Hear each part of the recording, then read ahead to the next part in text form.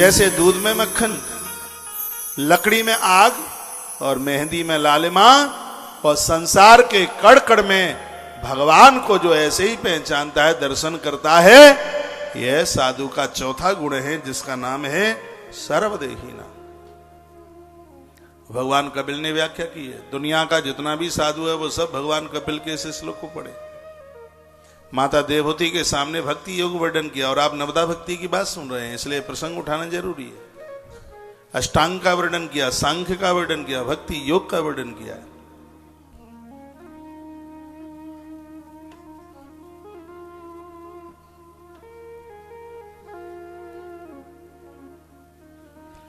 बोलिए भक्तवत्सल भगवान की।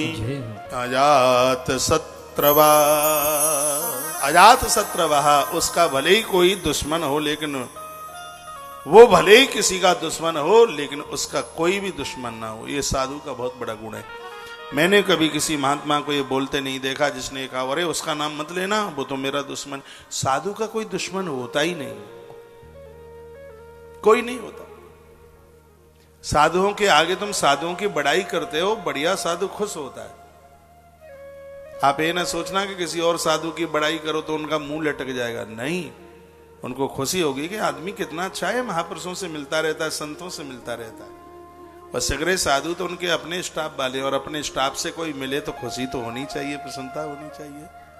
हाँ, कभी कभी लोग होशियारी दिखाते हैं, किसी महात्मा का बिल्ला गले में डाले हों, क्या बोलेंगे, लॉकेट गले में डाले हों, तो किसी साधु से मिलने के लिए जाएंगे तो उसको अंदर छिपा लेंगे। बड़े होशियार बनते। कोई श्रीमान मिलने को आए, हमारी निगाह पड़ गई और वो गेट में, और उसको यूं ऐसे अंदर उसको छिपा रहा था। हमने कहा आइए जी, आइए आइए आइए आइए, जिन महापुरुषों का तुम 24 घंटे दर्शन करते हो, एक बार हमें तो उनका दर्शन करा दो। हैं, ऐसा क्यों कर रहे हो भैया? उनका मुंह थोड़ा सा रह गया, फिर उनको शर्मी सौदा निकालना पड़ा वो लॉकेट। हमने कहा देखो कितने बड़े साधु हैं और इनका तुम हमें दर्शन नहीं करने दे रहे। उनकी आंख में आंसू आ गए। हमने कहा क्यों, क्या बात हो गई है? कहा महाराज जी गलती हो गई, हम आपको पहचान नहीं पाए। हमने कहा इसमें पहचानने और न पहचानने की बात क्या है? बोले कि आपको अच्छा नहीं लगेगा दूसरे महात्मा का हम लॉकेट डाले हैं।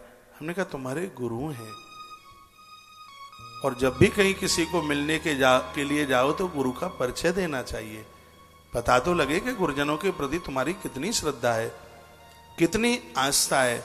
हमने तो ऐसा इसलिए कर लिया था, हमारे गुरुजी के यहाँ कोई आया था और उनका लॉकेट गले में पड़ा हुआ था, तो बोले जब तेरे गले में ही बाबा लटक रहा है तो तुझे हमारे आने की जरूरत क्या पड़ गई।